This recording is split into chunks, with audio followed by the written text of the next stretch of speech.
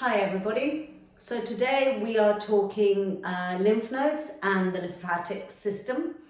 Just briefly, the lymphatic system is basically your the bin men of your body. So when you have toxicities and toxic waste per se, they get lodged in the lymphatic system, and then that clears it. If it is functioning correctly, it clears it by sending it into the blood system, which then turns it into waste. Now, when it turns it into waste, it could be that it turns it into feces, it could turn it into urine, or it can turn it into sweat and perspiration. All of that is the way that we actually get rid of our toxins in our body. Now, toxins can be anything from what we ingest. If, let's say, we're not eating organic, those vegetables will be with chemicals. So your body will have to find a way to get rid of them. The way that we use products on our bodies, so shampoos, soaps, creams, anything like that, it can cause toxicity. That's why I always recommend that you go for organic foods where possible, and that you get paraben-free and aluminium-free creams and deodorants. It doesn't mean that you need to chuck everything out today, but sort of in the next time that you go shopping, make sure that you try and buy stuff that doesn't have chemicals inside. Now, just briefly, I will explain. The lymphatic system is a system just like the blood supply system, so your veins and arteries, and in the same way as your central nervous system. Is more like the central nervous system in the way that it divides up and goes through your body.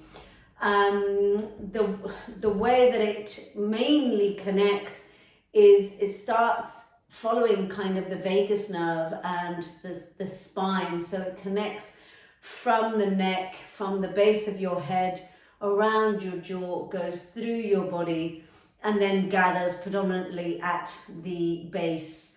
But obviously you have massive clusters of lymph nodes within your body. So you will have clusters, as I mentioned, around your neck, around your kind of ear area, the jaw area, then the clavicle area, which is this bony prominence here. You will have it under your armpits. You will have it within your cardiac system. You will also have it just below your diaphragm, so it connects to the stomach area and the psoas muscle. It would also have a big lymphatic bundle within the groin area, so where your hip joints join. You will have it basically at all the joints, so your wrist, your elbow, your armpits, behind your knees, and your ankles. So the reason why they are in those places is because as we walk, as we move, they are kind of pumped, they are kind of worked with.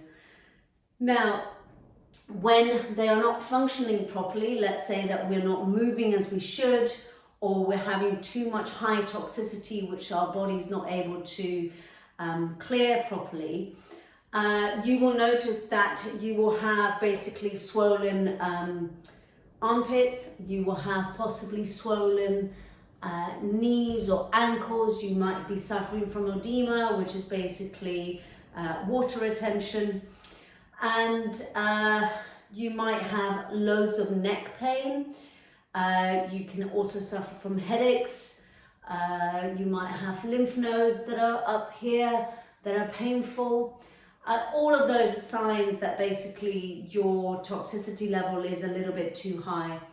As well as if you don't perspire, if you don't sweat when you exercise, and if you have problems going to the loo, all of those are again basically little red signs saying that the lymphatic system needs a little bit of a helping hand. So how do we help it? One, notice what you're eating, as I said before. Try and go for organic foods where possible.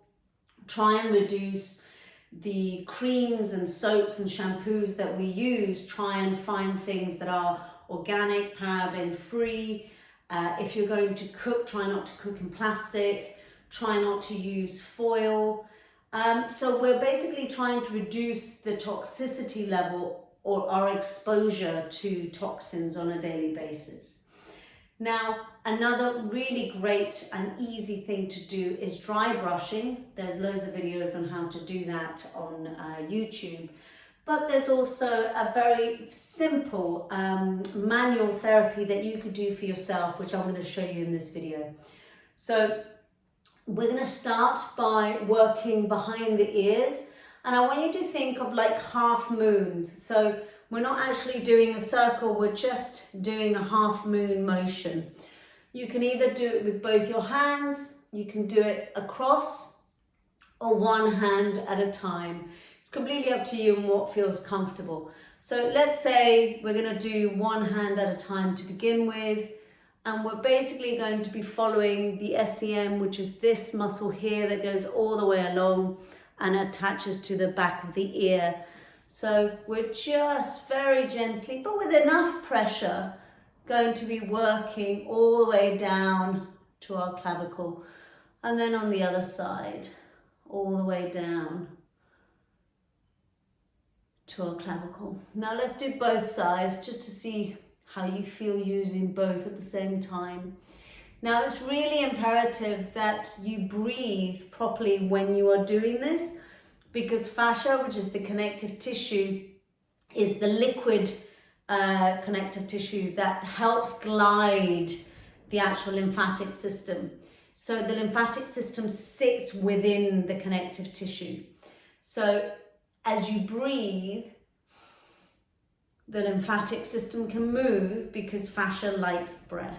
Okay, so now we're going to work with the actual bony prominence of the clavicle. So I want above and below.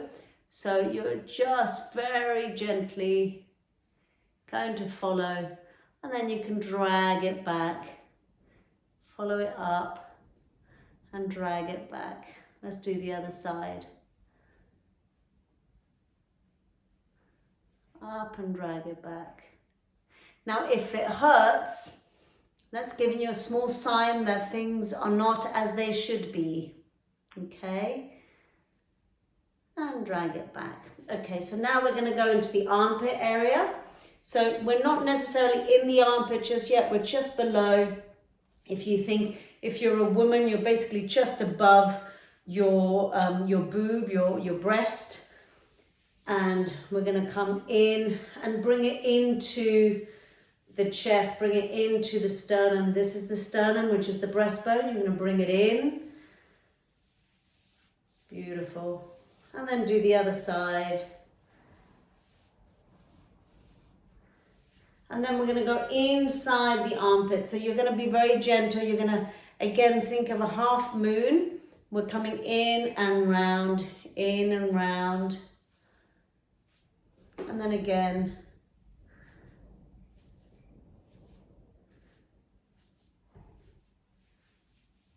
Beautiful. And then we're going to go to the wrist, to the elbow, to the wrist, to the elbow. And then we're going to go up the side of our body, up the side of our body, within the sternum. This can be painful on some people, so be gentle.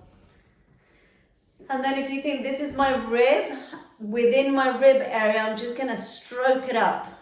Okay, so my belly button's here, I'm just at the bottom of my sternum, just bringing it up a little bit. And then I'm gonna go, here's the joint of my leg. I'm gonna go and bring that in. If you're a man, be gentle. And then the other side. So you're bringing it in towards the tummy area, towards the body. And then we're going to go towards the knee. So back of the knee, again, be gentle. We're doing it coming up with a little bit of pressure. And then we're going to do the ankle. And do the other side. Obviously, if you're finding it difficult to do this standing, you can do all of these movements sitting down.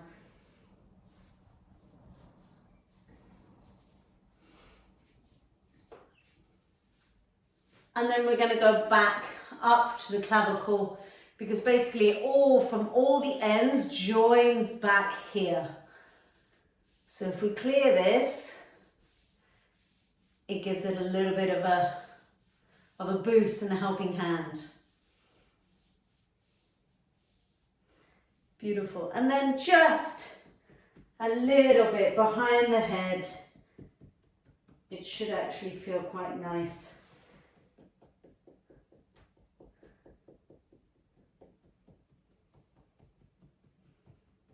Okay, we don't have any lymph nodes at the top of our head, but it actually feels nice and it wakes things up.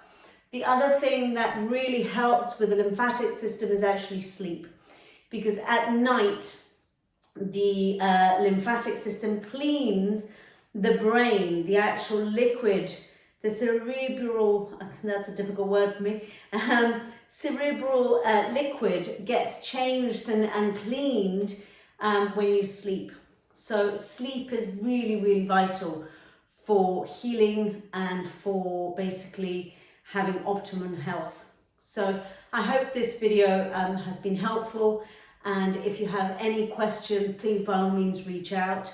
Try and follow the order, and if you can do it in the morning, lunchtime and evening, that will really, really boost your lymphatic system and it will give it a helping hand.